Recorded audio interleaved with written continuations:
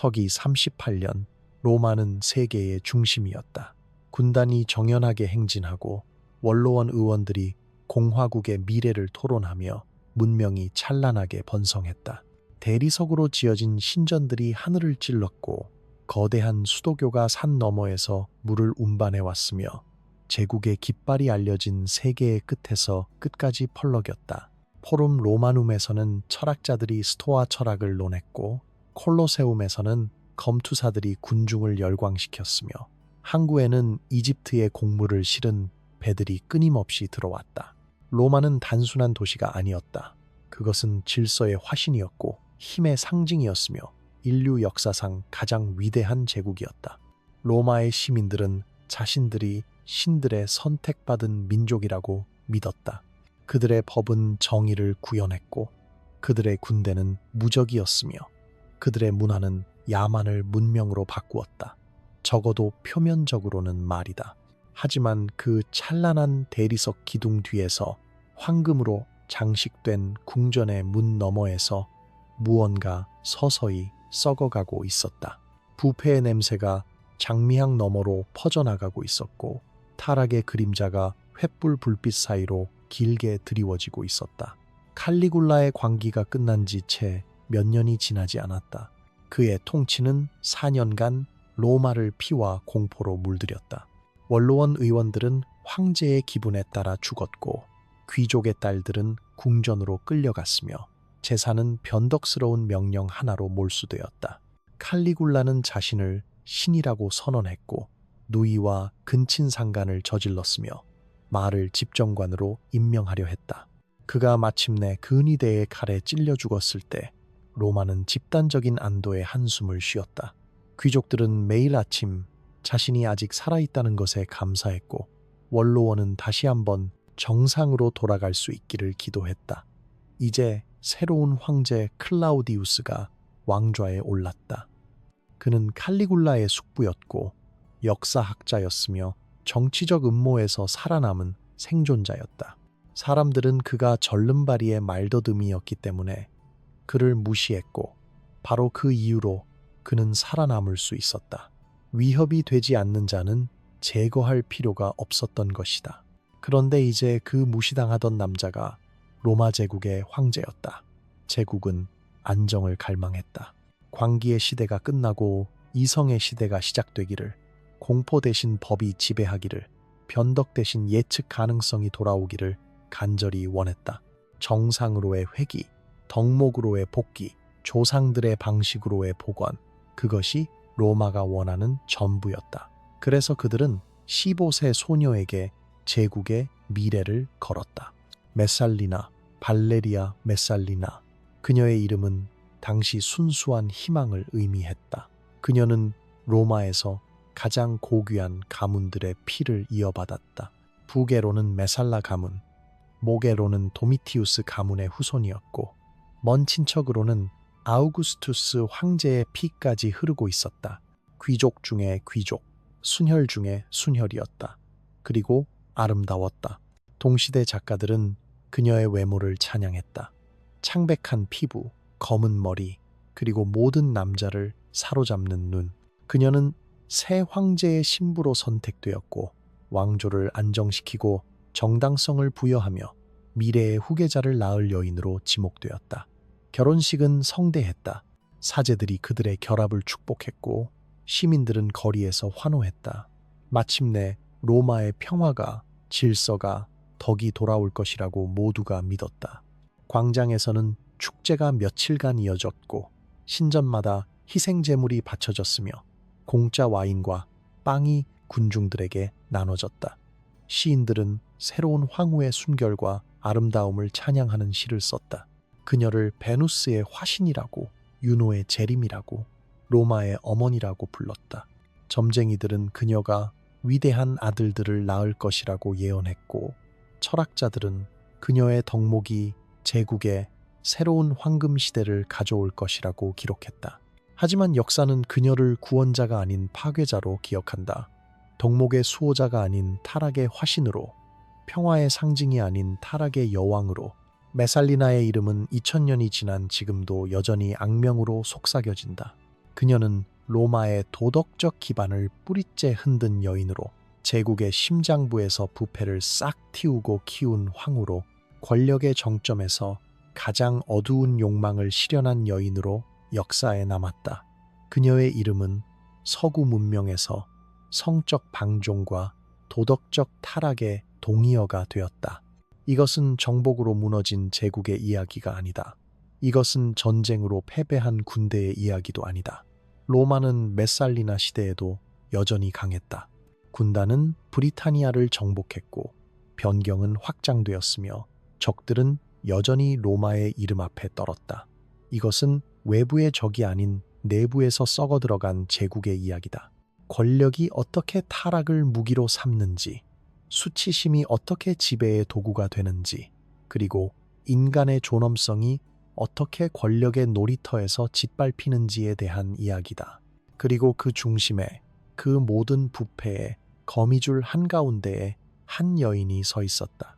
15세의 나이에 황후가 되어 로마를 자신의 욕망의 무대로, 자신의 실험의 실험실로, 자신의 권력 게임의 경기장으로 만든 여인 메살리나.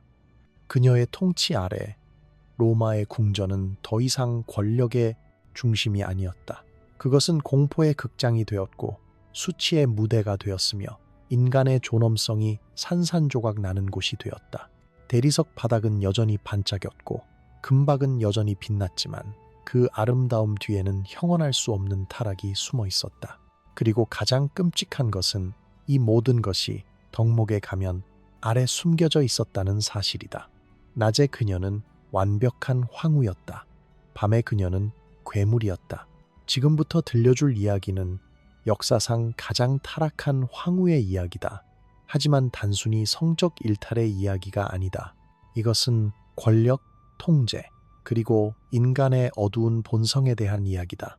메살리나가 보여준 것은 칼이나 군대 없이도 제국을 지배할 수 있다는 것이었다. 오직 수치심과 비밀, 그리고 두려움만으로 그녀는 로마의 가장 강한 남자들을 무릎 꿇렸고 가장 자랑스러운 귀족들을 굴복시켰으며 제국 전체를 침묵 속에 가두었다. 그리고 그 모든 것을 미소를 지으며 해냈다. 그렇다면 메살리나는 어떻게 이 모든 것을 가능하게 했을까? 답은 간단하면서도 섬뜩하다. 그녀는 완벽한 가면을 썼다. 공개적으로 메살리나는 이상적인 로마 귀부인의 모든 덕목을 구현했다. 그녀는 아름다웠고 우아했으며 헌신적이었다. 공식 행사에서 그녀는 클라우디우스 옆에 서서 미소 지었고 원로원 의원들에게 공손하게 고개를 숙였으며 시민들에게 자비로운 손짓을 보냈다. 그녀는 두 아이의 어머니였다. 아들 브리타니쿠스와 딸 옥타비아. 모성은 로마 사회에서 가장 신성한 역할이었고 메살리나는 이 역할을 완벽하게 연기했다. 그녀는 아이들과 함께 신전을 방문했고 자선 행사를 주최했으며 가난한 이들에게 식량을 나눠주었다. 로마의 어머니, 제국의 자비로운 여주인, 덕목의 화신, 이것이 세상이 본 메살리나였다. 하지만 현실에서 이 완벽함은 그녀의 가장 강력한 무기가 되었다. 그녀의 덕목의 가면은 단순한 위선이 아니었다. 그것은 계산된 전략이었고 정교하게 구축된 방어막이었으며 그녀의 진짜 욕망을 숨기는 완벽한 위장이었다. 낮에 순결함이 완벽할수록 밤의 타락은 더욱 깊이 숨겨질 수 있었다.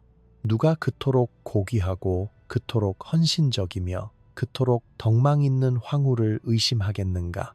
그런데 로마의 어두운 골목에서, 병영의 술집에서, 항구의 선술집에서 속삭임이 시작되었다. 처음에는 너무나 믿기 어려운 소문들이었다.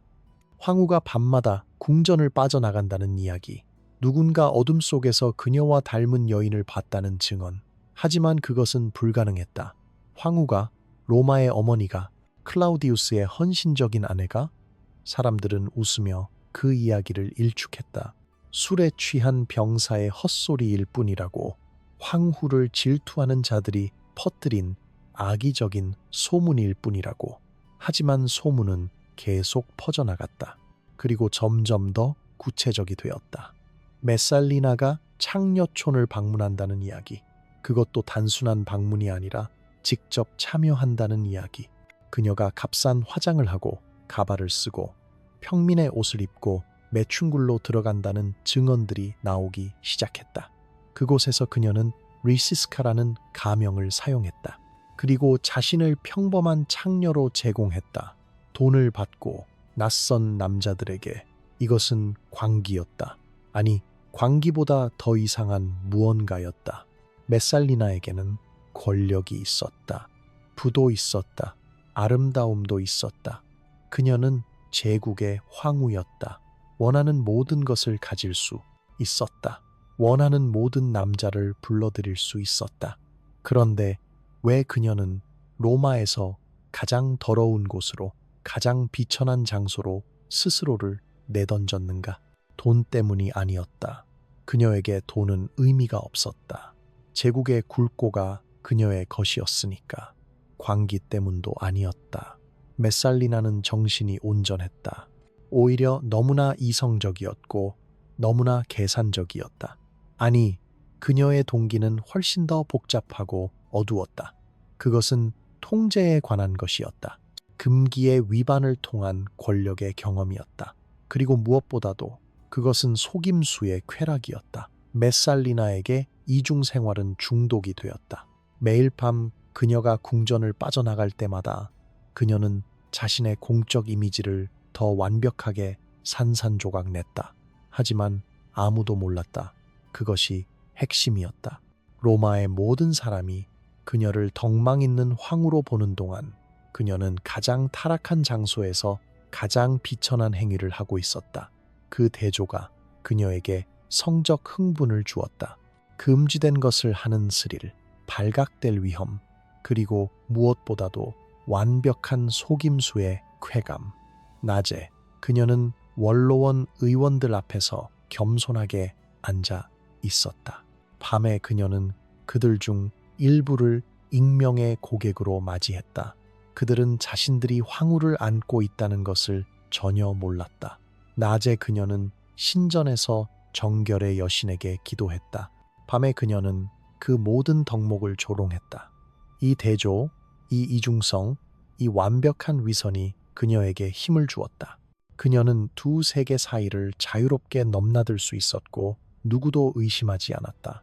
그녀의 이중 생활은 단순한 성적 일탈을 넘어섰다. 그것은 권력의 궁극적인 표현이었다. 메살리나는 발견했다.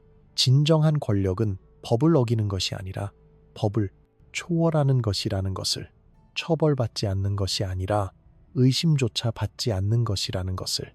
그녀는 로마의 가장 신성한 규칙들을 매일 밤 짓밟았지만 낮이 되면 그 규칙들의 수호자로 칭송받았다.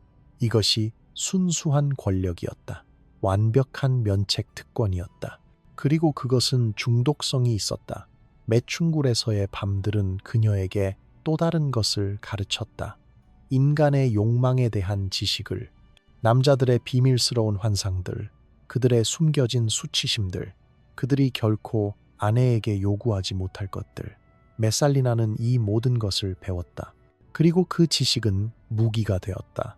나중에 그녀가 로마의 엘리트들을 조종하기 시작했을 때 이 경험이 그녀에게 완벽한 통찰력을 주었다. 그녀는 남자들이 무엇을 원하는지, 무엇을 두려워하는지, 무엇에 굴복할지 정확히 알았다. 하지만 매춘굴만으로는 충분하지 않았다. 메살리나의 욕망은 계속 확장되었다. 그녀는 더 많은 위험을, 더 큰 스릴을, 더 완벽한 타락을 추구했다. 그리고 곧 그녀는 깨달았다. 왜 밤에만 이 게임을 하는가? 왜 궁전 밖에서만? 그녀에게는 제국 전체가 있었다. 궁전 자체를 그녀의 놀이터로 만들 수 있었다. 그리고 그것이 바로 그녀가 한 일이었다. 대조가 그녀의 힘의 원천이 되었다. 낮의 순결과 밤의 타락, 공적 이미지의 완벽함과 사적 행동의 극단적 타락, 덕목의 수호자이자 악덕의 화신. 이 역설이 메살리나를 정의했다. 그리고 이것이 그녀를 그토록 위험하게 만들었다. 왜냐하면 아무도, 정말 아무도 완벽해 보이는 것 뒤에 그토록 완벽한 타락이 숨어 있으리라고는 상상할 수 없었기 때문이다. 메살리나는 금기의 사냥꾼이 되었다. 금지된 경험의 수집가가 되었다. 그리고 그녀의 가장 큰 재능은 이 모든 것을 하면서도 완벽한 황후의 가면을 절대 벗지 않았다는 것이었다. 그 가면은 그녀의 보호막이었고 그녀의 무기였으며 그녀의 걸작이었다. 서기 40년대 초반 클라우디우스의 궁정은 메살리나의 영향 아래 서서히 변모하기 시작했다. 표면적으로는 모든 것이 정상적으로 보였다. 원로원은 여전히 모였고 법은 여전히 시행되었으며 제국의 기계는 여전히 작동했다. 하지만 궁전 안에서 권력의 실제 중심부에서 무언가 근본적으로 변하고 있었다. 메살리나는 단순히 자신의 욕망을 추구하는 것에서 멈추지 않았다. 그녀는 더 큰 것을 발견했다. 타락을 통한 통치의 가능성을. 연회가 그녀의 첫 번째 실험실이 되었다. 로마의 연회는 원래 정치적 네트워킹의 장이었다. 원로원 의원들이 만나고 동맹이 형성되고 거래가 이루어지는 곳이었다. 하지만 메살리나의 연회는 다른 목적을 가지고 있었다. 처음에는 미묘했다. 평소보다 조금 더 많은 와인, 조금 더 관능적인 음악, 조금 더 노골적인 춤. 참석자들은 약간 불편함을 느꼈지만 황후의 연회를 거절할 수는 없었다. 그리고 메살리나는 천재적으로 온도를 조절했다.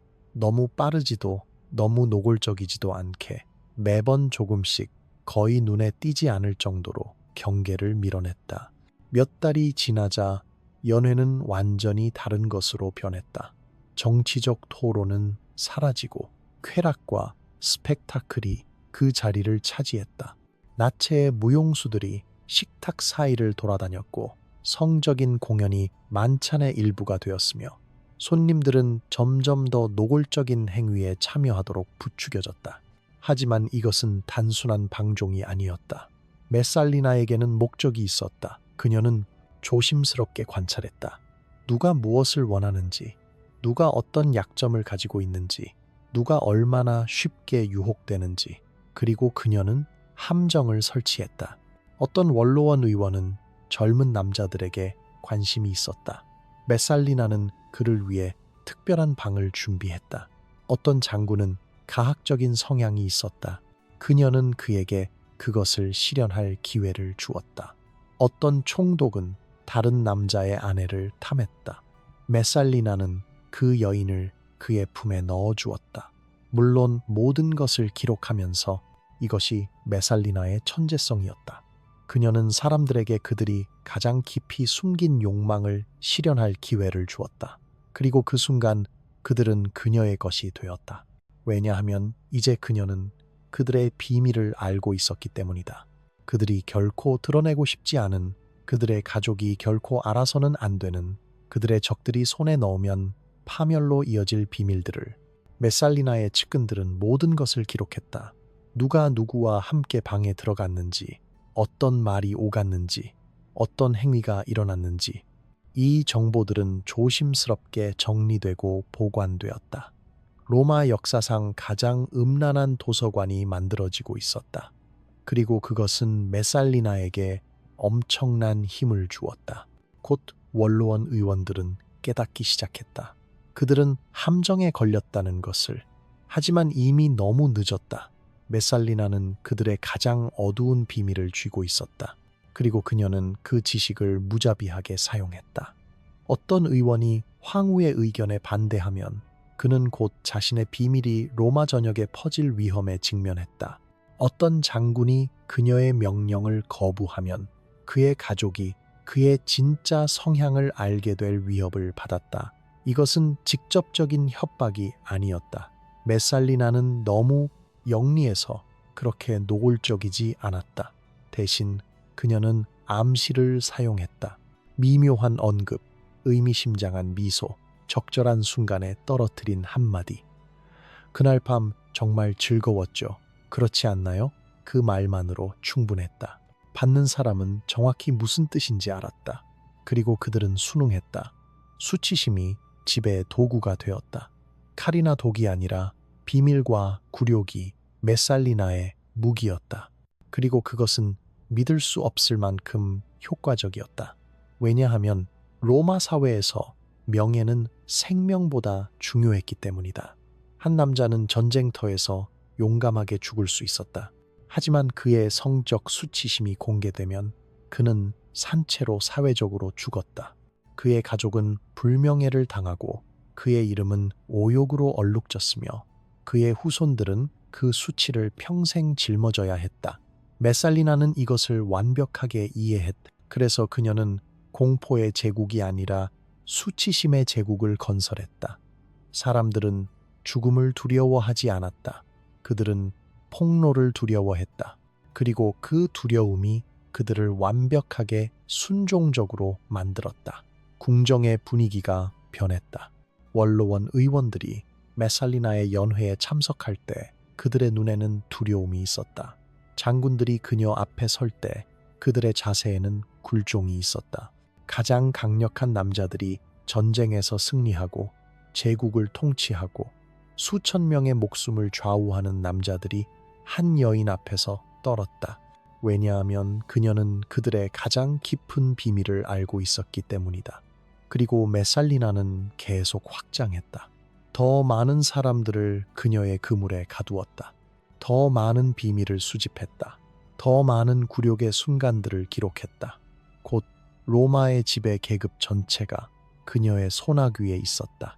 공식적으로 클라우디우스가 황제였다. 하지만 실제로는 메살리나가 제국을 지배하고 있었다. 그녀의 방식으로 어둠 속에서 비밀과 수치심을 통해 원로원은 마비되었다. 의원들은 서로를 신뢰할 수 없었다. 왜냐하면 모두가 자신의 비밀을 숨기고 있었고 모두가 다른 사람들도 같은 처지라는 것을 알았기 때문이다.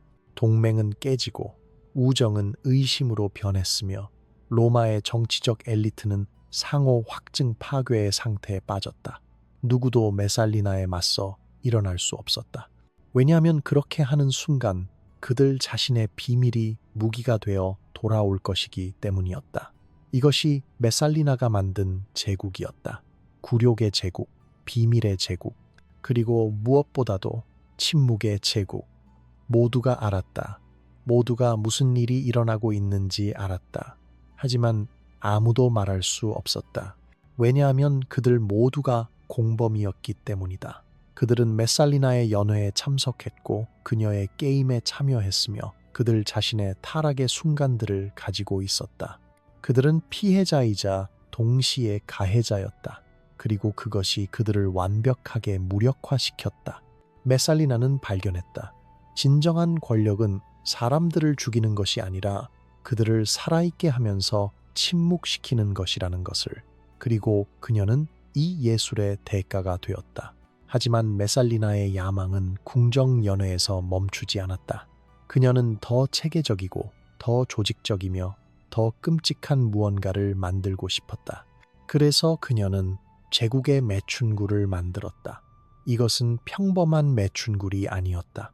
겉으로 보기에는 팔라티노 언덕 근처의 고급 빌라였다. 대리석 기둥, 화려한 모자이크, 아름다운 정원, 귀족의 저택과 구별할 수 없었다. 하지만 그 아름다운 외관 뒤에서 일어나는 일은 로마 역사상 가장 어두운 비밀 중 하나였다. 메살리나는 귀족 여성들을 이곳으로 끌어들였다. 처음에는 위협으로 당신의 남편이 빚을 졌군요. 하지만 제가 도와드릴 수 있어요. 당신의 아들이 법적 문제에 휘말렸군요. 하지만 그것은 해결될 수 있어요. 당신의 가족이 재산을 잃을 위기에 처했군요. 하지만 방법이 있어요. 그리고 그 방법은 항상 같은 것이었다. 빌라로 와서 황후가 원하는 것을 하라. 처음 온 여인들은 자신들이 단순히 연회에 참석하거나 황후와 시간을 보낼 것이라고 생각했다. 하지만 빌라에 도착하면 진실이 드러났다. 그들은 남자들을 위해 준비되었다. 화장을 하고 향수를 뿌리고 선정적인 옷을 입혀줬다. 그리고 남자들이 도착했다. 원로원 의원들, 부유한 상인들, 외국 외교관들, 때로는 단순한 병사들까지. 거부는 선택지가 아니었다. 메살리나의 측근들이 명확히 했다. 순응하면 약속이 지켜질 것이다. 거부하면 파멸이다. 남편은 재산을 잃고 아들은 처형되고 가족은 추방될 것이다. 대부분의 여인들은 울면서 순응했다. 일부는 자살을 시도했지만 막혔다. 메살리나는 그들을 죽게 놔두지 않았다. 그들이 살아서 고통받는 것이 더 유용했으니까. 그리고 가장 끔찍한 부분이 있었다. 모든 것이 기록되었다. 숨겨진 관찰자들이 커튼 뒤에서 지켜보며 모든 세부 사항을 적었다. 누가 누구와 있었는지, 무엇을 했는지, 무슨 말을 했는지. 이 기록들은 메살리나의 협박 아카이브에 추가되었다. 이제 그 여인들도 침묵할 수밖에 없었다. 왜냐하면 그들 자신이 자발적으로 참여한 것으로 기록되어 있었기 때문이다. 누가 강제였다고 믿겠는가? 귀족 부인이 매춘부 노릇을 했다는 증거가 있는데 남자들 역시 함정에 빠졌다. 그들은 황후의 초대를 받아 귀족의 빌라에 왔다고 생각했다. 호화로운 저녁 식사, 고급 와인, 그리고 아름다운 여인들과의 만남.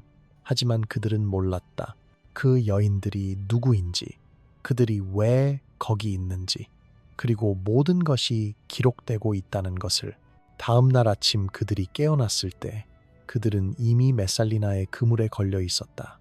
존경받는 원로원 의원의 아내와 관계를 가졌다고, 총독의 딸과 함께 있었다고, 이제 그들도 협박당할 수 있었다. 일부 남자들은 의도적으로 표적이 되었다. 메살리나가 통제하고 싶은 장군, 그녀가 침묵시키고 싶은 정치인, 그녀가 타협시키고 싶은 판사. 그들은 빌라로 유인되었고 그들의 약점을 이용한 맞춤형 함정이 준비되었다. 그리고 그들이 빠지면 그들은 영원히 메살리나의 것이 되었다. 고위 원로원 의원 한 명에 대한 이야기가 있다. 그는 메살리나의 영향력에 공개적으로 반대했던 몇 안 되는 사람 중 하나였다. 용감한 남자였고 원칙이 있었으며 부패하지 않았다. 메살리나는 그를 빌라로 초대했다. 그는 거절했다. 그러자 그의 15살 딸이 초대를 받았다.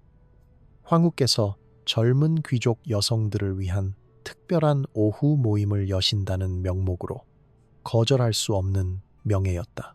딸이 빌라에서 돌아오지 않았다. 사흘 후 원로원 의원은 메살리나로부터 메시지를 받았다. 그의 딸이 손님들을 즐겁게 하고 있다는 내용이었다. 그리고 만약 그가 협조한다면 딸은 무사히 돌아올 것이라는 약속. 그는 항복했다. 딸은 결국 돌아왔지만 예전의 그녀가 아니었다. 그리고 원로원 의원은 그날 이후 메살리나의 가장 충성스러운 지지자가 되었다. 이런 이야기들이 은밀히 퍼졌다. 귀족 가문의 딸들이 집에서 끌려갔다는 소문, 명예로운 부인들이 빌라로 소환되어 모욕을 당했다는 속삭임, 어떤 장군이 거부했다가 그의 아내가 표적이 되었다는 이야기. 이런 이야기들은 공식적으로 확인되지 않았다. 하지만 모두가 알았다. 그리고 그 알미 공포를 만들었다. 빌라에서 살아남은 한 여인의 말이 전해진다. 후대의 역사가가 익명으로 기록한 증언이다. 피는 마른다. 상처는 아문다. 하지만 수치심은 절대 마르지 않는다. 그것은 영혼에 새겨진 낙인이다. 내가 거울을 볼 때마다, 내가 남편을 볼 때마다, 내가 아이들을 볼 때마다 나는 그 밤들을 기억한다. 그리고 나는 내가 누구인지 잊는다. 이것이 메살리나의 무기였다. 물리적 고통이 아니라 심리적 파괴. 그녀는 발견했다. 한 남자의 몸을 고문하는 것보다 그의 아내나 딸을 모욕하는 것이 훨씬 더 효과적이라는 것을. 전장에서 죽는 것은 명예로운 죽음이었다. 하지만 자신이 사랑하는 사람이 모욕당하는 것을 지켜보면서 무력하게 서 있는 것은 살아있는 죽음이었다. 로마에서 가장 강한 남자들이 이렇게 무너졌다. 전쟁에서 승리한 장군들, 야만족을 물리친 영웅들, 제국의 기둥들, 그들 모두가 한 여인 앞에서 무릎을 꿇었다. 왜냐하면 그녀는 그들이 칼과 창으로는 보호할 수 없는 것을 공격했기 때문이다. 그들의 가족의 명예를, 그들의 사랑하는 이들의 존엄성을, 그들 자신의 양심을. 메살리나의 제국 매춘굴은 단순한 향락의 장소가 아니었다. 그것은 통제의 기계였다. 인간의 존엄성을 파괴하고 그 파괴를 무기로 사용하는 시스템이었다. 그리고 그것은 무서울 정도로 효과적이었다. 왜냐하면 로마 사회의 모든 가치, 명예, 덕목, 가족, 순결가 그곳에서 뒤집혔기 때문이다. 메살리나는 로마가 가장 소중히 여기는 것들을 무기로 바꿨다. 궁전은 이제 무대이자 감옥이 되었다. 그리고 로마의 엘리트 전체가 그 감옥의 수감자였다. 그들은 자유롭게 걸어 다녔고 그들의 직위를 유지했으며 겉으로는 여전히 강력했다. 하지만 그들 모두는 보이지 않는 사슬에 묶여 있었다. 두려움의 사슬, 수치심의 사슬, 그리고 메살리나가 그 사슬을 쥐고 있었다. 그런데 메살리나는 은밀한 매춘굴만으로는 만족하지 않았다. 그녀는 더 대담한 것을 원했다. 로마의 전통과 종교 자체를 자신의 타락의 도구로 만들고 싶었다. 그래서 그녀는 종교 축제를 오르기로 바꾸기 시작했다. 로마에는 수많은 종교 축제가 있었다. 베누스 여신을 위한 비네랄리아, 바쿠스 신을 위한 바카날리아, 플로라 여신을 위한 플로랄리아. 이런 축제들은 로마 종교의 중심이었고 시민들의 경건함을 표현하는 기회였으며 공동체가 함께 신들을 숭배하는 신성한 행사였다. 하지만 메살리나의 손에서 이런 축제들은 완전히 다른 것으로 변했다. 처음에는 미묘했다. 메살리나가 주최하는 베누스 축제는 사랑의 여신을 기리는 것이니 당연히 관능적이어야 한다고 그녀는 주장했다. 바쿠스 축제는 원래부터 와인과 광란의 신을 위한 것이니 어느 정도의 방종은 전통의 일부라고 말했다. 종교적 정당성이 그녀에게 완벽한 변명을 제공했다. 우리는 단지 고대의 방식대로 신들을 숭배하고 있을 뿐이라고. 하지만 곧 이런 축제들은 로마가 수세기 동안 본 적 없는 타락의 현장이 되었다. 메살리나의 바쿠스 축제를 예로 들어보자. 궁전의 넓은 정원이 무대가 되었다. 횃불이 어둠을 밝혔고 와인이 강처럼 흘렀으며 향이 공기를 가득 채웠다. 음악이 울려 퍼졌고 북소리, 플루트, 춤추라고 명령하는 듯한 리듬, 초대는 거절할 수 없었다. 원로원 의원들, 그들의 아내들, 장군들, 고위 관리들, 로마의 엘리트 전체가 소환되었다. 그리고 그들이 도착했을 때 그들은 자신들이 단순한 종교 축제가 아닌 다른 무언가에 들어왔다는 것을 깨달았다. 하지만 이미 너무 늦었다. 문은 닫혔고 근위대가 입구를 지키고 있었다. 이제 참여하거나 모욕을 당하거나 선택은 그것뿐이었다. 메살리나는 지휘자처럼 모든 것을 조율했다. 그녀는 누가 누구와 짝을 이뤄야 하는지 정했다. 서로 정치적 라이벌인 원로원 의원들을 같은 방에 배치했다. 남편과 아내를 분리하고 다른 파트너와 짝을 지었다. 자랑스러운 장군을 공개적으로 모욕하는 상황을 만들었다. 그녀는 권력 구조를 완벽히 이해하고 있었고 그 이해를 무기로 사용했다. 가장 끔찍한 것은 공개성이었다. 이것은 은밀한 매춘굴이 아니었다. 여기서는 모든 것이 다른 사람들 앞에서 일어났다. 원로원 의원은 그의 동료들이 지켜보는 앞에서 황후가 지정한 여인과 함께 있어야 했다.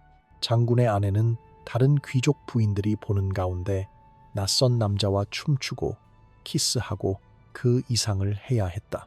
이것은 사적인 타락이 아니라 공개적인 굴욕이었다. 메살리나는 이것을 완벽한 심리전으로 만들었다. 거부하면 어떻게 될까? 황후의 종교 축제를 거부한다는 것은 신들을 모욕하는 것이었다. 불경죄로 고발될 수 있었다. 더 나쁜 것은 다른 모든 사람들이 참여하는데 한 사람만 거부한다면 그 사람은 특별히 표적이 되었다. 왜 거부하시나요? 무엇을 숨기고 계신가요? 아니면 신들을 믿지 않으시나요? 메살리나의 달콤한 목소리가 물었고 그 질문은 함정이었다. 그래서 그들은 참여했다. 그리고 참여하면서 그들은 서로를 파괴했다. 원로원 의원들은 서로의 수치를 목격했다. 장군들은 서로의 약점을 보았다. 부인들은 서로의 타락을 알았다. 그리고 다음 날 아침 그들 모두는 공범이 되었다. 아무도 다른 사람을 비난할 수 없었다. 왜냐하면 모두가 거기 있었고 모두가 참여했으며 모두가 똑같이 더러워졌기 때문이다. 이것이 메살리나의 천재성이었다. 그녀는 피해자들을 서로에 대한 증인으로 만들었다. 그들은 서로를 감시하고 서로를 침묵시켰다. 한 사람이 말하면 다른 모든 사람이 위험에 처했다. 그래서 아무도 말하지 않았다. 집단적 수치심이 집단적 침묵을 만들었고 그 침묵이 메살리나의 힘을 강화했다. 축제는 점점 더 노골적이 되었다. 한 번은 메살리나가 디오니소스의 성혼이라는 고대 의식을 재현하겠다고 선언했다. 역사적으로 이것은 상징적인 의식이었다. 하지만 메살리나의 버전에서는 상징이 사라지고 문자 그대로의 오르기가 되었다. 그녀는 바쿠스의 여사제로 분장했고 선택된 남자들은 사티로스로, 여자들은 마이나데스로 분장했다. 그리고 밤새도록 의식이 진행되었다. 다음 날 아침 참석자들은 깨어나서 자신들이 무엇을 했는지 완전히 기억하지 못했다. 와인에 무언가가 섞여 있었을 가능성이 높다. 하지만 그들은 단편적인 기억들을 가지고 있었다. 자신들이 한 행동들의 흐릿한 이미지, 수치심의 감각, 그리고 다른 사람들도 거기 있었다는 메살리나는 증거를 가지고 있을 것이었다. 그들은 그것을 알았다. 그래서 그들은 침묵했다. 로마의 엘리트들은 이런 축제를 떠날 때마다 조금씩 파괴되어 있었다.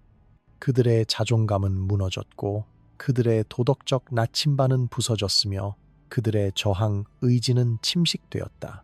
처음에는 분노와 수치심을 느꼈다. 하지만 몇 번의 축제를 거치면서 그들은 무감각해졌다. 그것이 더 끔찍했다. 왜냐하면 그것은 그들이 정상화되고 있다는 것을 의미했기 때문이다. 견딜 수 없는 것이 견딜 수 있는 것이 되었다. 상상할 수 없는 것이 예상 가능한 것이 되었다. 어떤 원로원 의원들은 완전히 부서졌다. 그들은 저항을 포기하고 메살리나의 세계를 받아들였다. 어떤 이들은 심지어 그것을 즐기기 시작했다. 스톡홀름 증후군의 고대 버전. 만약 탈출할 수 없다면 즐기는 것이 유일한 생존 방법이었다. 그들은 가장 열정적인 참여자가 되었고 가장 타락한 공범이 되었으며 메살리나의 가장 충실한 도구가 되었다. 하지만 다른 이들은 내면에서 죽어갔다. 그들은 여전히 걸어다니고 말하고 원로원에 참석했다. 하지만 그들의 눈에는 생기가 없었다. 그들은 빈 껍데기가 되어 있었다. 메살리나는 그들의 몸은 남겨두었지만 영혼은 파괴했다. 그리고 이 모든 것이 종교의 이름으로, 전통의 이름으로 신들을 기리는 명목으로 일어났다. 메살리나는 로마의 가장 신성한 것들을 그들의 종교, 그들의 축제, 그들의 신들을 타락의 도구로 만들었다. 그리고 그것이 그녀의 통치를 더욱 절대적으로 만들었다. 왜냐하면 이제 저항한다는 것은 단지 황후에 맞서는 것이 아니라 신들 자체에 맞서는 것처럼 보였기 때문이다.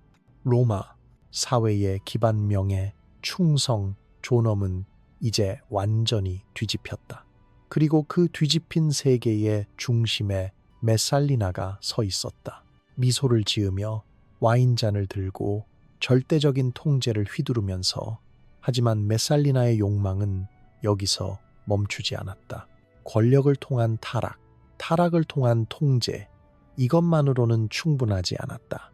그녀에게는 더 깊은 무언가가 필요했다. 증명, 우월성의 증명. 그녀는 단순히 로마에서 가장 강력한 여인이 되고 싶었던 것이 아니다. 그녀는 가장 극단적인 여인, 가장 한계를 뛰어넘는 여인, 그 누구도 따라올 수 없는 여인이 되고 싶었다. 그래서 메살리나의 집착은 경쟁으로 진화했다.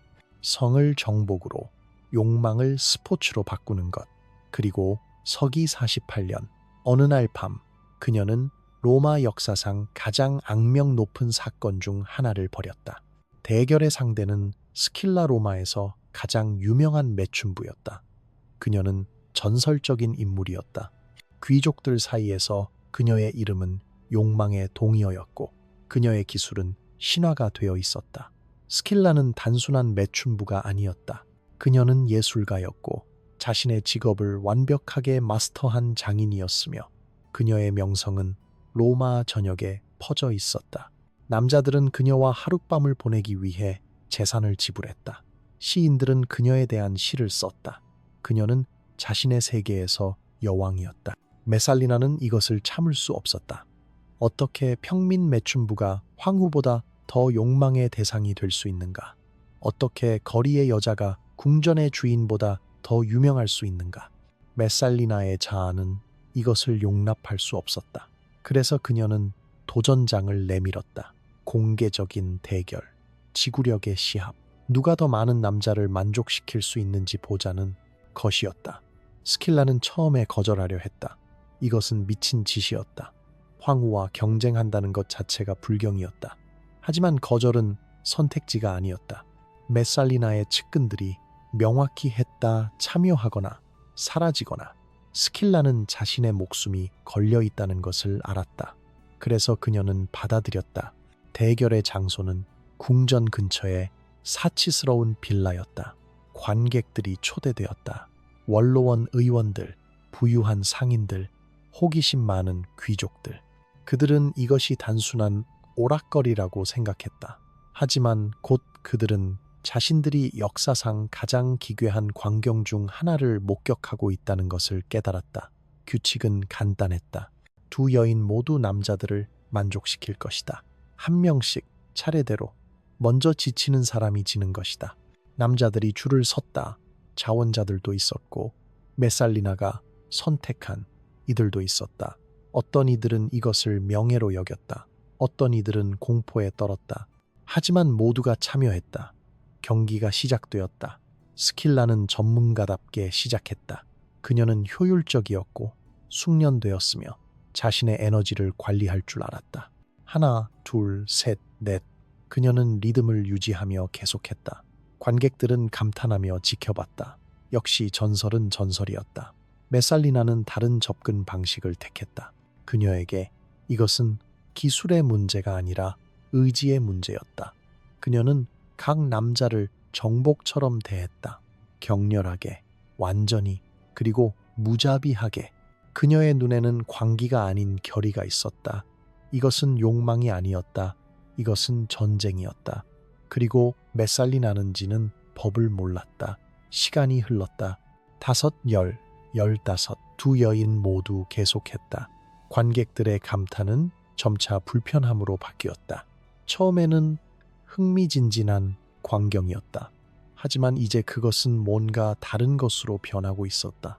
인간의 한계에 대한 시험, 자아의 파괴. 그들은 단순한 성적 행위 이상의 것을 목격하고 있었다. 그들은 두 여인이 스스로를 산산조각 내는 것을 보고 있었다. 20명이 지나갔다.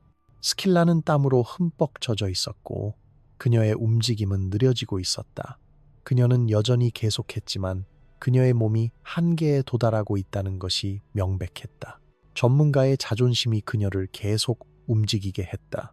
하지만 육체는 거짓말을 하지 않는다. 메살리나는 계속했다. 25. 관객들은 이제 완전히 침묵했다. 어떤 이들은 눈을 돌렸다. 어떤 이들은 구역질을 느꼈다. 이것은 더 이상 인간적인 것이 아니었다. 이것은 괴물적인 것이었다.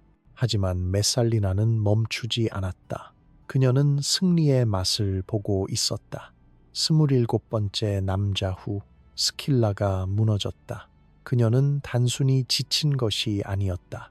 그녀는 완전히 탈진했다.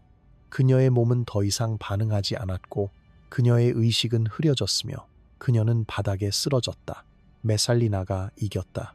하지만 그녀는 멈추지 않았다. 28, 29, 30. 메살리나는 계속했다.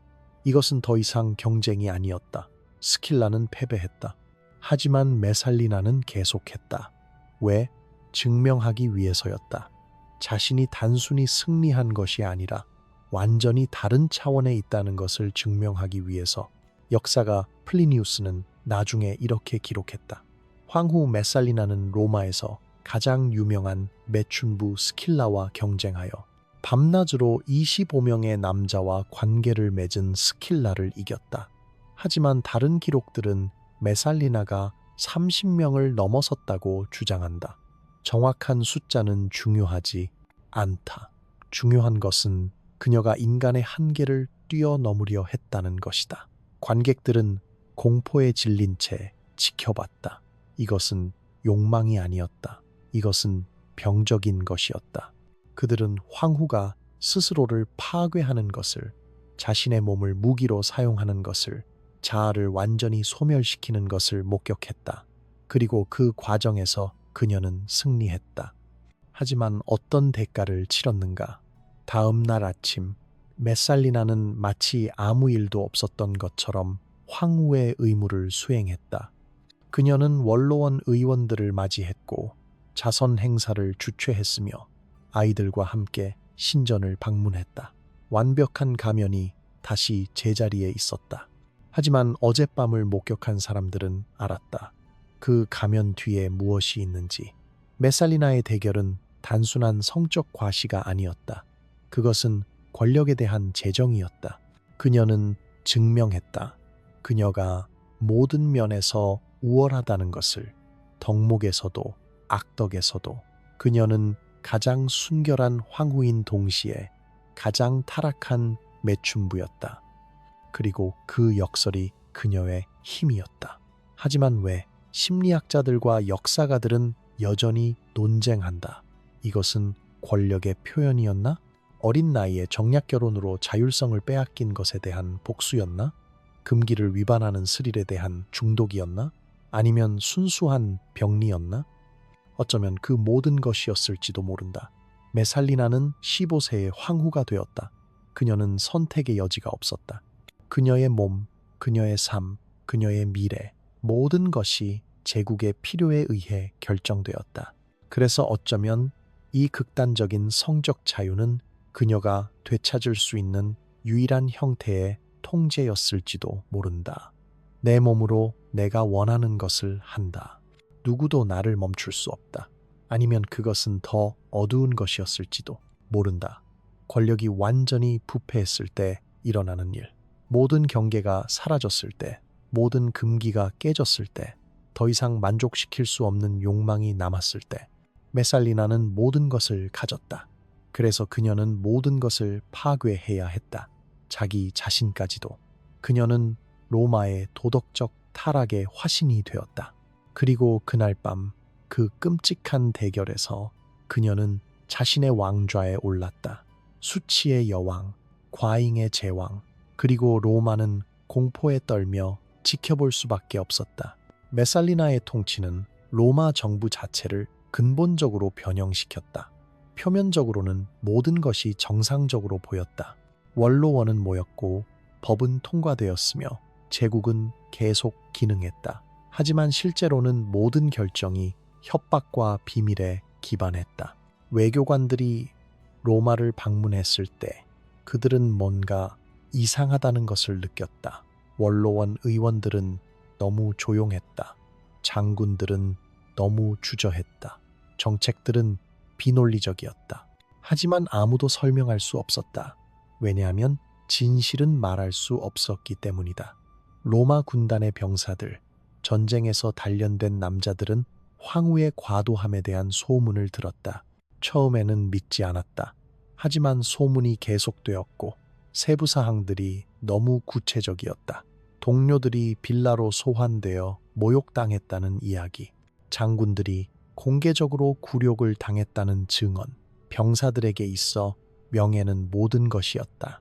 그들은 죽음을 두려워하지 않았다. 하지만 굴욕은 죽음보다 나쁜 것이었다. 병영에서 불만이 자라기 시작했다. 병사들은 조용히 속삭였다. 우리가 변경을 지키는 동안 로마에서는 무슨 일이 일어나고 있는가? 충성심이 약해지기 시작했다. 그들은 여전히 로마를 사랑했다. 하지만 궁전을, 황후를, 점점 더 많은 병사들이 의문을 품기 시작했다. 메살리나는 이것을 감지했다. 그래서 그녀의 처벌은 더욱 잔인해졌다. 그녀의 스펙타클은 더욱 어두워졌다. 그녀는 공포를 강화하려 했다. 하지만 공포에 기반한 권력의 문제는 항상 같다. 그것은 끊임없이 증가해야 한다. 그리고 어느 순간 더 이상 증가할 수 없다. 메살리나의 제국은 최고점에 도달했다. 그리고 역사는 가르친다. 최고점 이후에는 오직 하락만이 있다는 것을. 서기 48년, 메살리나는 마지막이자 가장 치명적인 실수를 저질렀다. 그녀는 궁극의 금기를 깼다. 클라우디우스가 여전히 살아있는 동안 그녀는 다른 남자와 결혼했다. 그 남자는 가이우스 실리우스, 로마에서 가장 잘생긴 남자 중 하나였고 야심 있는 귀족이었다. 이것은 은밀한 연애가 아니었다. 메살리나는 완전한 법적 결혼식을 거행했다. 사제들이 참석했고 원로원 의원들이 증인으로 서 있었으며 모든 전통 의식이 수행되었다. 그녀는 사실상 자신을 여왕으로 선포한 것이었다. 왜 그녀는 이렇게 했을까? 어떤 역사가들은 그녀가 쿠데타를 계획했다고 주장한다. 실리우스를 황제로 만들고 자신은 그의 권력 뒤에서 통치하려 했다고. 다른 이들은 그녀가 자신의 무적성을 진정으로 믿었다고 말한다. 10년간 모든 것에서 벗어났으니 이것도 괜찮을 것이라고 생각했다는 것이다. 아니면 그것은 궁극의 스릴이었을지도 모른다. 위험에 중독된 여인의 마지막 도박. 처음에 클라우디우스는 이 소식을 듣고 웃었다. 불가능했다. 그의 아내가 다른 남자와 결혼했다고 농담일 것이었다. 하지만 증거가 계속 쌓였다. 증인들이 왔다. 문서가 제시되었다. 마침내 클라우디우스는 분노했다. 평생 무시당하고 약하다고 여겨졌던 황제가 처음으로 결정적으로 행동했다. 그는 근위대와 함께 로마로 돌아왔다. 메살리나는 궁전 정원에서 포위되었다. 그녀가 한때 권력의 여왕으로 군림했던 바로 그곳에서 그녀는 애원했다. 울었다. 클라우디우스의 자비를 구했다. 그녀는 자살을 시도했지만 용기가 없었다. 칼이 그녀의 손에서 떨렸다. 마침내 근위대 병사가 그녀를 죽였다. 빠르고 무자비하게. 수치의 황후는 무력하고 두려움에 떨며 죽었다. 모든 권력이 순식간에 증발했다. 클라우디우스는 즉시 명령을 내렸다. 담나티오 메모리아의 기억의 저주. 메살리나의 모든 조각상은 파괴되었다. 그녀의 이름은 모든 공식 기록에서 지워졌다. 그녀의 얼굴은 동전에서 깎여나갔다. 로마는 그녀를 완전히 지우려 했다. 마치 그녀가 존재하지 않았던 것처럼. 하지만 역설적이게도 지우려는 노력이 그녀를 더욱 불멸로 만들었다. 로마가 잊으려 할수록 사람들은 더욱 기억했다. 그녀의 이야기는 경고로 속삭여졌다. 딸들에게, 통치자들에게, 권력을 가진 모든 이에게 메살리나처럼 되지 마라. 팔라티노 언덕의 폐허는 오늘날에도 남아있다. 관광객들이 그곳을 지나갈 때 가이드들은 여전히 그녀의 이야기를 들려준다. 2000년이 지났지만 그녀의 그림자는 여전히 그곳에 머문다. 역사의 침묵 속에서 그녀의 이름이 울려 퍼진다. 메살리나는 타락의 영원한 상징이 되었다. 제국의 도덕적 경고가 되었다. 그녀의 유산은 하나의 진실을 증명한다. 제국은 전쟁만으로 무너지지 않는다. 내부의 부패로, 덕목의 붕괴로, 권력에 의한 가치의 왜곡으로도 무너진다는 것을 메살리나는 욕망, 수치심, 그리고 비밀이 군대만큼이나 문명을 파괴할 수 있음을 증명했다. 그리고 그녀의 이야기는 하나의 섬뜩한 질문을 남긴다. 덕목을 구현하도록 선택된 자가 악덕으로 스스로를 왕관 씌울 때 무슨 일이 일어나는가? 로마는 여전히 서 있다. 하지만 메살리나의 그림자는 결코 사라지지 않았다. 그리고 어쩌면 그것이 요점인지도 모른다. 역사가 우리에게 가르치는 가장 어두운 교훈들은 결코 잊혀져서는 안 된다. 이 영상이 마음에 드셨다면 좋아요를 눌러주시고 구독 버튼을 클릭해 과거의 더 많은 이야기들을 만나보세요. 채널 멤버십에 가입하시면 새로운 영상을 조기에 시청하실 수 있고 채널을 지원하실 수 있습니다. 댓글로 여러분의 생각을 자유롭게 공유해 주세요. 역사는 끝나지 않았습니다. 우리가 배우기만 한다면